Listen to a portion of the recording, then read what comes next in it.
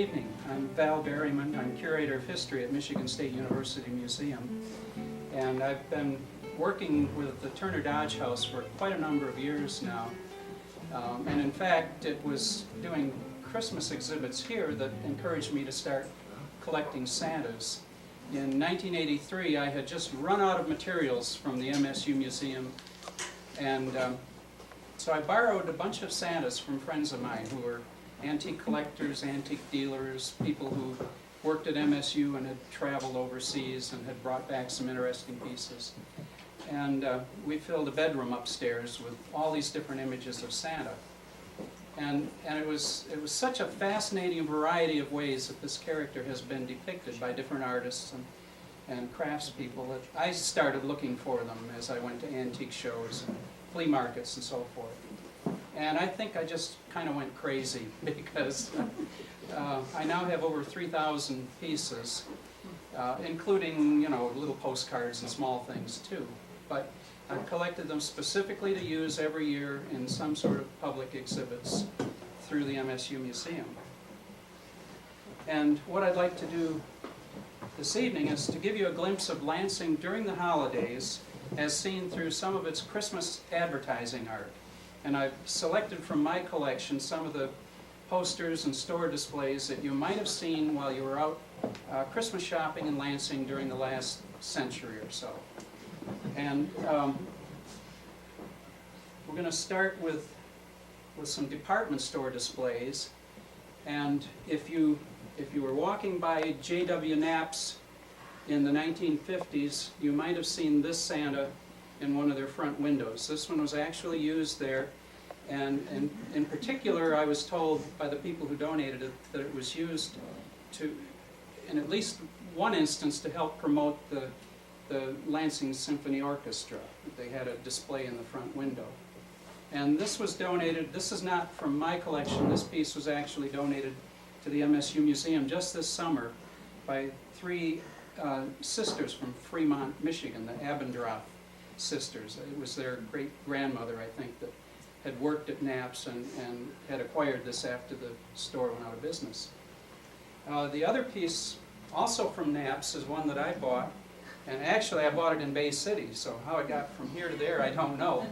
But it's also from Knapp's. And this one was used in the lingerie department, again in the 1950s. And this is so typical of the 50s, that pink color that was so popular then, and kind of a flaring skirt look to his coat. And so it's one of my favorite pieces, especially with Lansing connections. Also, if you went into any of the department stores in the Lansing areas, one of the things you might want to do if you had children was to visit Santa Claus. And the Montgomery Ward's company in 1939 gave out this publication. And the poem, Rudolph the Red-Nosed Reindeer, it didn't start out as a song, it started out as a poem. And it was written especially for this little giveaway, cheap little giveaway publication that they gave to all the kids who came and visited Santa Claus, and told the story of Rudolph the Red-Nosed Reindeer. And it wasn't until 10 years later that the song was written, and Gene Autry recorded it, and it really became famous then. This is actually one of the few, this is the only time that I ever remember as a child going to see Santa Claus. My sister was probably 3 and I would have been maybe 7. And this is what we got, were this envelope with this thing that you're supposed to punch out and put together. And what it makes is this little cardboard Rudolph the Red-Nosed Reindeer. And both of us, my sister and I, probably played with it a little bit and then destroyed it somehow or other. So I never had mine, but I saw one of these for sale at a book and ephemera show here in Lansing, and picked one up, and I remembered that was the only thing I ever remember getting from a department store Santa Claus. So I was kind of happy to find that. Sears, that was from Montgomery Ward's. Sears also gave out little books. This one is from 1934, and it's called a poster book. You cut out the images from the colored pages, and then you paste them onto the pages to make a scene. And another piece from Sears, and this is from 1948, and it's a Santa Claus ventriloquist dummy, and you can set him on your knee and pull the tab. Supposed to be able to pull the tab back here, and his mouth is supposed to move, but it doesn't seem to be working.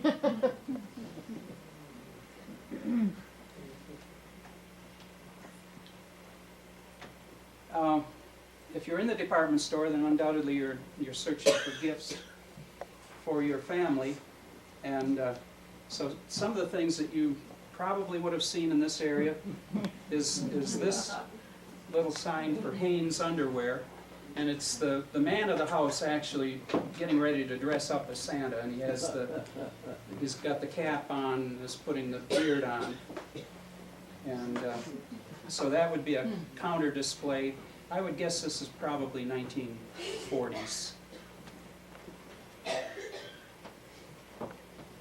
For the lady of the house, arpege perfume, and this is another counter display that would sit on the perfume counter and could rock back and forth. And this is also late 1940s, about 49.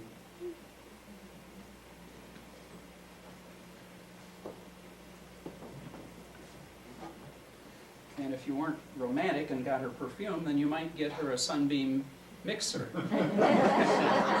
And this particular cutout was made to fit right over the handle of a Sunbeam mixer. So this would be a display piece that would sit right there on the shelves with the mixers themselves.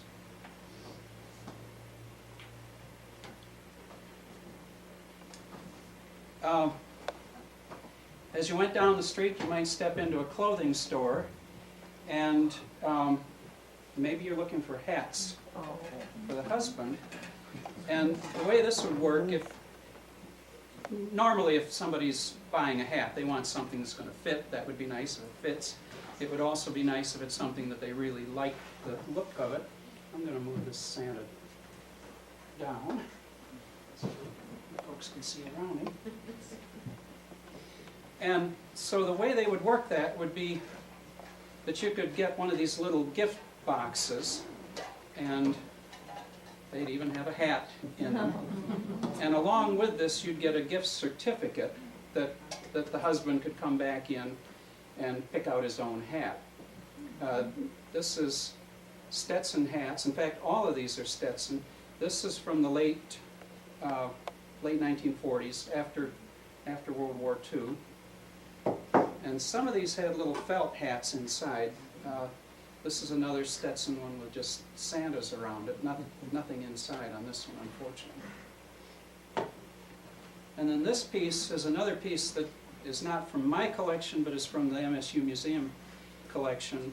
And this was donated by Walter Schneider of Lansing, and probably dates to the 1930s, but just a beautiful, another Stetson hat box with a beautiful early American Christmas scene around it. And then actually this hat box matches the little tin. So this is what the real hat would come in after he redeemed his gift certificate.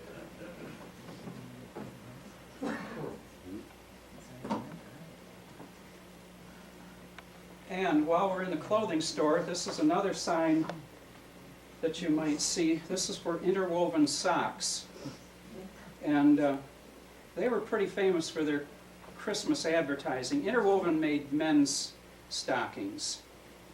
And they knew that if you couldn't think of anything else to get Dad for Christmas, you'd get him socks. And so they were pretty heavy in their Christmas advertising, and did some wonderful early American scenes. This is one of the banners that they would have had up in the store, And this is the famous scene of Washington crossing the Delaware and to invade the Hessian camp on the day after Christmas in 1776.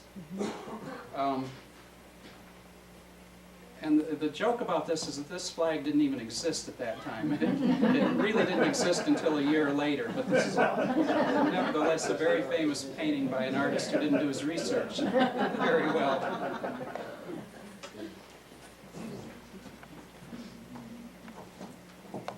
And Interwoven also made gift boxes for men, generally again with early American scenes on them.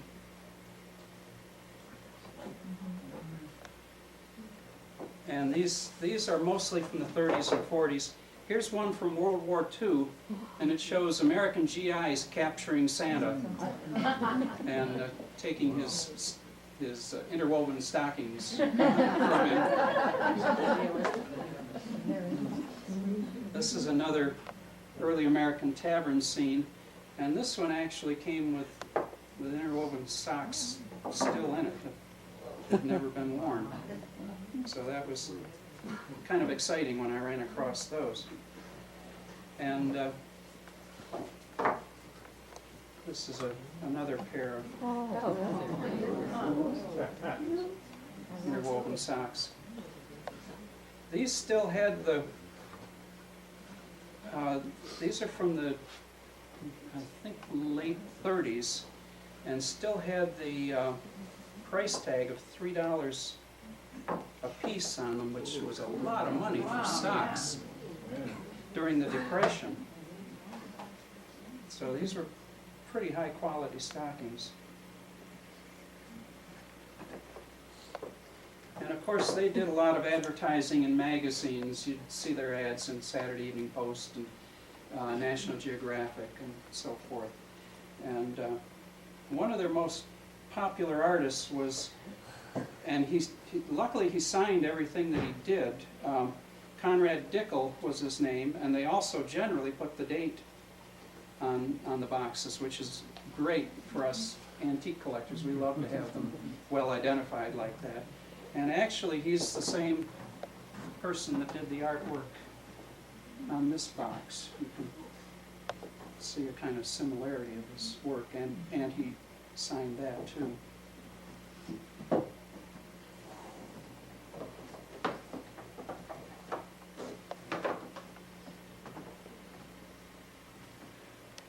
Okay, maybe you went down the street in Lansing to the tobacco shop, and you could get Prince Albert in a can, but not only in a can, but in a holiday can and in a holiday package.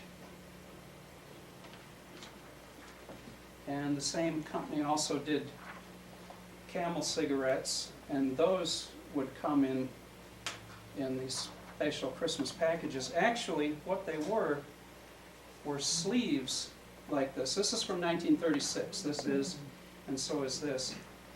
And this is just a sleeve that would slide over a regular carton of cigarettes, and then you could give it as a gift and make it look like you really cared.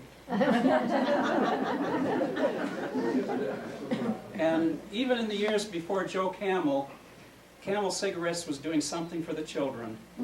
And this again is 1936, advertising for Camel cigarettes, and there's this little plastic camel on there that you could give your kids.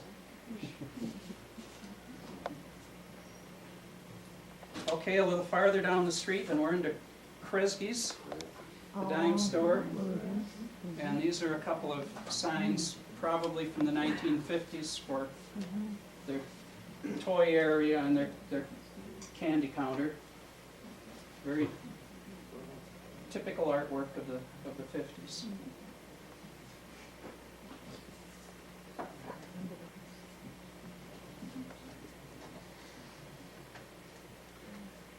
And in the grocery store, we're going to step back a few more years to the 1890s, because one of the popular things at Christmas time at that time was to to get these beautiful trade cards that came along with Lion Brand coffee. Lion Brand was made by the Wilson Spice Company out of Toledo, Ohio, but they sold all over the United States. And every 1 pound package of coffee came with one of these beautiful color lithographed trade cards in it. And again, these are from the 1890s. And I had been collecting these for a number of years for the wonderful Santa images on them. And then just a couple of years ago, I found this crate for Wilson Spice Lion Brand coffee. But the neat thing is, on the end it says AMR North Lansing. So this came to some grocery store here in North Lansing. If any of you know what AMR stands for, I would assume that's the initials of the storekeeper. I'd love to hear about it if you know of a store that was run by someone with those initials. And in addition to the free cards and the pound of coffee, another thing that kids could do at Christmas time was they could cut out the lion seal that was on the front of each package, and they saved those up and sent them in, and they could get all these different gifts. So for no money, just for saving probably hundreds and hundreds of these lion heads, you could get dolls and scissors and pocket watches and hairbrushes and so forth for the family.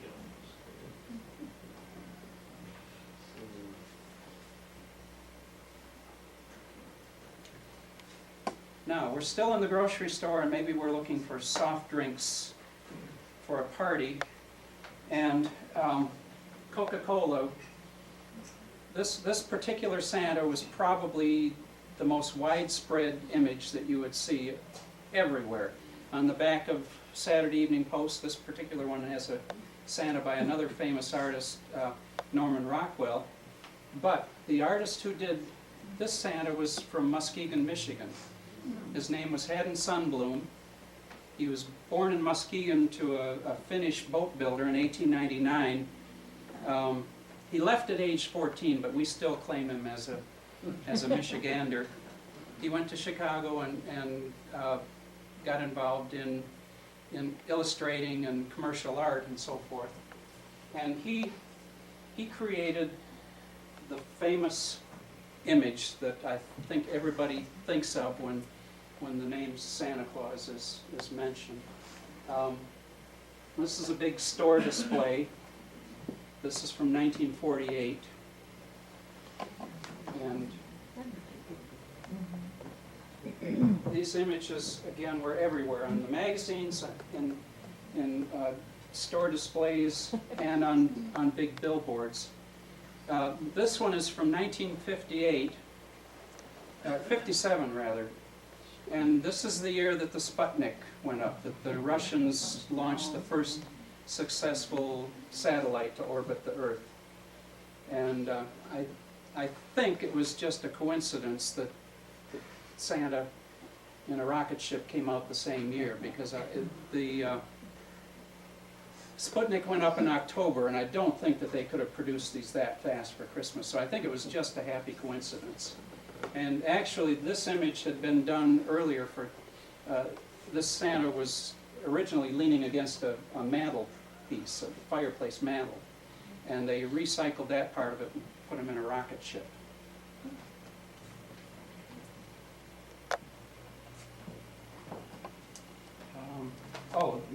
This has a definite Lansing connection. This is a Christmas card that was sent out by the Coca-Cola Bottling Company of Michigan, Lansing distribution. And this is from the 1970s. A whole series of these were given to the MSU Museum. This is another piece from the museum collections by a local family who had received these. But Sundblom did his Santas for over 30 years. The first one appeared in 1931 and the last one in 1965, I think it was. So he really became ingrained in our image, in our minds. I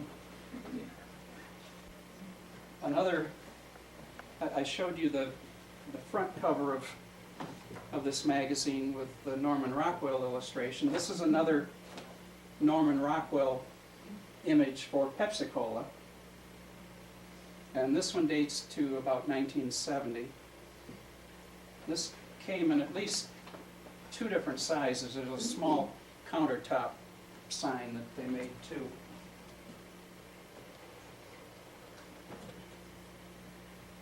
So we've got Coca-Cola, Pepsi-Cola, Royal Crown Cola, also made use of Santa Claus. This one I'm really not sure what the date is on this, maybe 50s. And then Uncola. And this is about 1970. This is the time when Peter Max and the Yellow Submarine were very popular, that art style.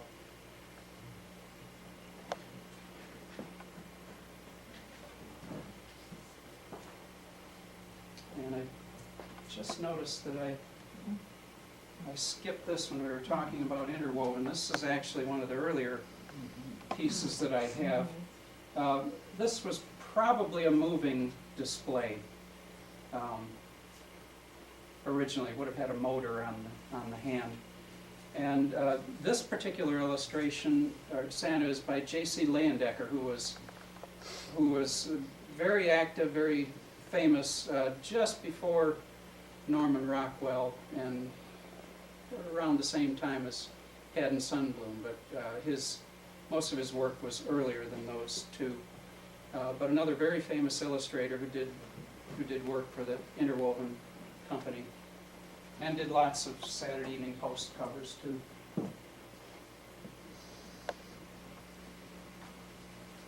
Okay, so we've gone through all the soft drinks. Maybe you want something a little harder. And Santa even helps sell booze. I mean, if Santa's going to sell cigarettes, he might as well sell liquor too. And I just mentioned J.C. Leyendecker. Here he is again. He did this Santa illustration. And this one is probably from the 1930s. And I bought it in East Lansing here. I think that was at Calvary College. And so finally, we're back out on the street from the stores. And one of the things that you might see is a poster to fight tuberculosis. Mm-hmm. This one is from 1927. He's reading the postmark on the package. Mm-hmm.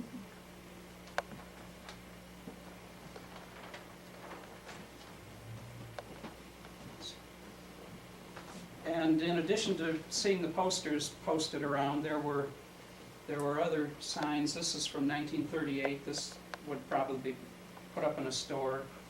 Little things like this one from 1922 would also maybe sit on store counters. And from this advertising, I would guess that they did more promotion other than just mailing the seals like they do now. They must have done more promotion in stores and so forth. This is a milk bottle collar, and so your local Lansing dairy might put these on each year, and they match the image. In fact, this one matches this 1938 image. So from the 30s into the 50s or 60s, they did these. And then, of course, you'd get the sheet of Christmas seals in the mail. And this one's from 1936. This was the first year that they actually alternated colors. They've got a red and a green Santa in it. Before that, they were all the images were exactly alike on the sheets. And then this is from Lansing. This is the 44th annual sale of Christmas seals in 1950, and this is from the Lansing, Michigan Tuberculosis Association. It's an ink blotter. And I always have to explain that to college kids. Well, they don't know what it's like. And here are a couple of postcards. Christmas seals came out in 1907. This is one from 1908, the second year that they were in existence, and they put it on the front of the postcard. And then here's one from 1914 on the back. So this is a big collector's area. There are a lot of people collecting these. It's a fun thing to look for, and I was especially excited when I started finding things other than just Christmas seals, the advertising pieces and so forth.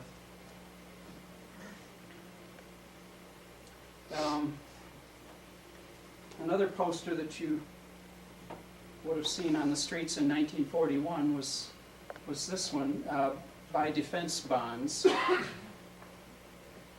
And this was probably printed just before we actually got into the war, December 7th, 1941, Pearl Harbor.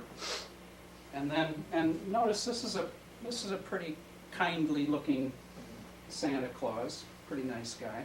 And this is 1942. It's not defense bonds anymore, it's war bonds. And this is a pretty grim looking Santa Claus. He says the present with the future, war bonds, and that's all you're going to get from this Santa. Their pitch was, there are lots of things you're not going to be able to buy for your kids because metal was rationed. You're not going to be able to get them toy trains and things like that. So give them war bonds, and then they can buy whatever they want when the war is over. And finally, if we're tired of walking the streets, we might want to go to the movies. And actually, both of these are from the Butterfield movie chain. This one is for the Garden Theater, and there was a Garden Theater in Lansing, but I can't guarantee that this is the Garden Theater in Lansing. I have a book of matches that has, I think, this same image on it, and mentions that it's the Butterfield movie chain. So, one other, no, I guess I already showed you the prints out of the can. Okay, so that's the end of my presentation. Oh, wonderful. Thank you so much.